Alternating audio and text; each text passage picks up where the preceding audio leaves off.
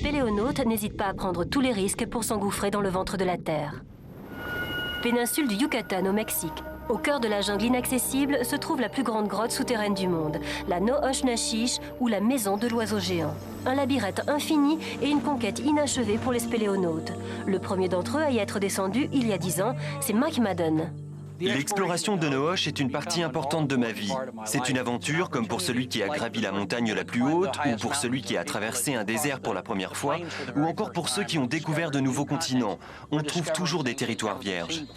Il faut parcourir 8 km pour accéder à la grotte par l'ancienne route Maya. Une traversée difficile où seuls les chevaux peuvent être utilisés pour le transport du matériel. Eric Hutcheson, un cartographe de fond marin, Dan Lintz, un informaticien, et un caméraman, Wes Kyles, ont rejoint Mike pour cette aventure. Ces hommes font partie des meilleurs plongeurs du monde. Après plusieurs jours de marche, ils touchent enfin au but. L'expédition souterraine va pouvoir commencer. Une plongée à risque qui impose le respect de certaines règles. Si vous faites une erreur sous l'eau, vous avez très peu de temps pour trouver une solution. Ce n'est pas mesuré en heures ou en minutes, mais en quantité d'oxygène restant dans la bouteille. Sinon, c'est la mort. C'est pour cette raison qu'ils ont emporté des bouteilles qui leur donnent une autonomie de 7 heures. Dernière vérification du matériel avant de se mettre à l'eau. Cette fois, c'est parti. La grotte obscure est éclairée par les loupiotes fixées sur leur casque qui les protègent en même temps d'éventuelles chutes de pierre.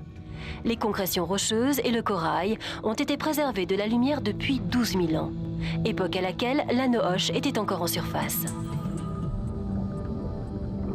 Les plongeurs évoluent dans une eau à 23 degrés, protégée par des combinaisons. Ils progressent au sein d'une immense toile d'araignée qui comporte des tunnels, des passages parallèles, des impasses, un labyrinthe de 72 km.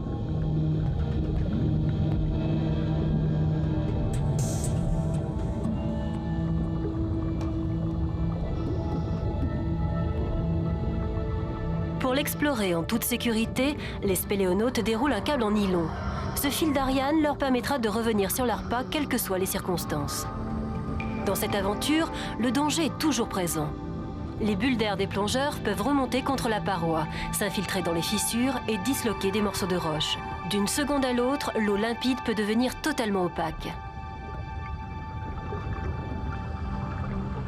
Soudain, une découverte, un nouveau tunnel.